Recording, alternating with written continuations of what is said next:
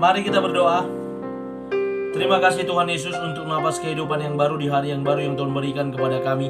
Sepanjang malam istirahat kami telah Engkau temani dan kami boleh bangun pada saat ini. Sebelum kami mulai aktivitas kami mau beribadah, berdoa, memuji muliakan nama Tuhan dan mendengarkan firman Tuhan melalui channel YouTube ini.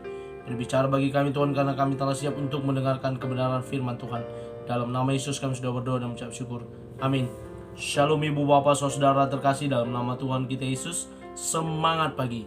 Bertemu kembali di channel Rionando Butar-Butar dalam khotbah 5 menit aja toko 5 untuk renungan harian. Renungan pada hari ini saya ambil dari kitab Amsal pasal 15 ayat yang ke-23.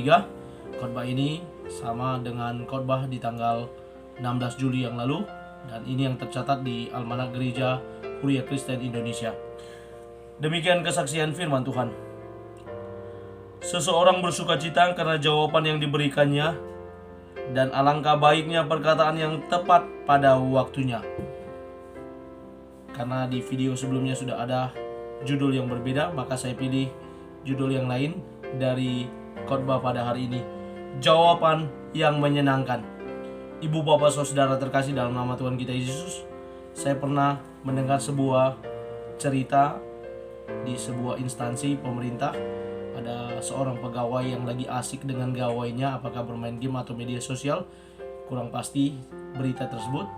Adalah seorang pejabat tinggi yang datang ke kantor mereka, dan kebetulan si pegawai tadi sedang asik dengan gawainya. Lalu ditanya oleh pejabat yang datang tersebut, "Di mana bos kamu mas?" katanya. Dengan santainya, dengan memegang gawai, dia tunjuk pakai mulutnya. "Itu," katanya. Jawaban yang sungguh sangat mengagetkan sekali, karena dia tidak lihat siapa yang bertanya sama dia, dan dia menunjukkan dengan mulutnya. Dan itu sangat, mohon maaf, sangat kurang ajar sekali, sangat tidak menyenangkan sekali jawaban tersebut. Si orang tersebut, pejabat tersebut langsung menggeplak kepalanya. Kenapa? Ya karena jengkel karena jengkel seorang pejabat bertanya kepada seorang pegawai. Luar biasa sekali.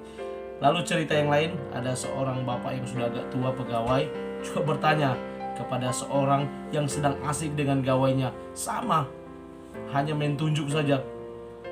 "Mohon izin, ini berkas-berkasnya dikumpulkan di mana ya?" "Tuh, situ aja pak." Nah, "Oh di sini ya?" Ya. Nggak pakai lihat. Sungguh sangat tidak menyenangkan sekali. Jawaban udah, lawan bicaranya tidak dilihat, menunjukkan memang tunjuk-tunjuk gitu ya. Saya lebih salut dengan teman-teman dari suku Jawa, kalau nunjuk itu pakai jempol. Kalau suku saya memang pakai tunjuk-tunjuk. Namanya juga menunjuk, memang pakai telunjuk. Dan memang itulah kebiasaan kita. Ibu bapak saudara terkasih dalam nama Tuhan kita Yesus, penulis Amsal sedang menekankan bagaimana seseorang yang ditanyakan sesuatu dan diberikan jawaban yang menyenangkan. Apa yang bisa kita lihat yang diajarkan oleh penulis Amsal ini kepada kita? Yang pertama, kita bisa memberi jawaban yang membuat orang lain bersukacita, ya, atau perkataan yang kita sampaikan itu membuat orang lain senang. Karena apa? Saya pribadi, saya sangat senang ketika orang lain menjawab hal yang baik dengan benar, dengan tepat, dengan jawaban yang memang saya perlukan, ya. Sebagaimana Ali bin Abi Thalib, pemuka agama Islam yang pertama, berkata, "Janganlah engkau mengucapkan perkataan yang engkau sendiri tak suka mendengarnya. Jika orang lain mengucapkannya kepadamu, saya suka mengucapkan jawaban yang baik, karena saya berharap jawaban itu juga saya dapat ketika saya berbicara kepada orang lain." Ketika kita mungkin menerima pelayanan di bank, di kantor pos, atau di tempat pembayaran yang lain, kita ketemu dengan orang yang jawabannya tidak memuaskan, pasti sangat menjengkelkan. Dan supaya itu tidak terjadi dengan kita, mari kita berikan jawaban yang baik, ya. Karena apa? Akan menanamkan luka yang tidak enak ketika ada jawaban yang tidak mengenakan, termasuk juga dari anak-anak kita, dari keluarga kita. Kalau ada suatu jawaban yang gak tepat, yang tidak enak di hati, maka akan berbekas di dalam hati kita. Itulah dalam komunikasi dua arah dari manusia. Zainul Deka, seorang penulis, berkata, "Luka di badan seiring waktu dapat sembuh, tapi luka di hati oleh perkataan kasar, hanya waktu dan kerelaan yang kuasa menghapusnya." Mari kita jaga lisan kita jaga ucapan kita ketika kita berkomunikasi dengan orang lain.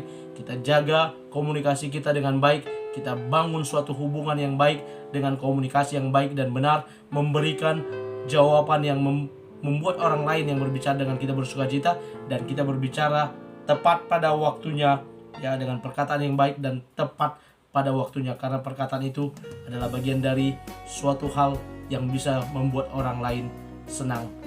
Dan mari kita berkati orang lain dengan memberikan jawaban yang menyenangkan kepada mereka, serta memperkatakan perkataan yang baik dan membangun dan tepat pada waktunya. Amin. Kita bersatu dalam doa. Terima kasih Bapa untuk firman-Mu. Mampukan kami menjadi pelaku firman Tuhan yang memperkatakan perkataan yang benar dan berkata tepat pada waktu, sehingga orang lain bersukacita dengan jawaban yang kami berikan.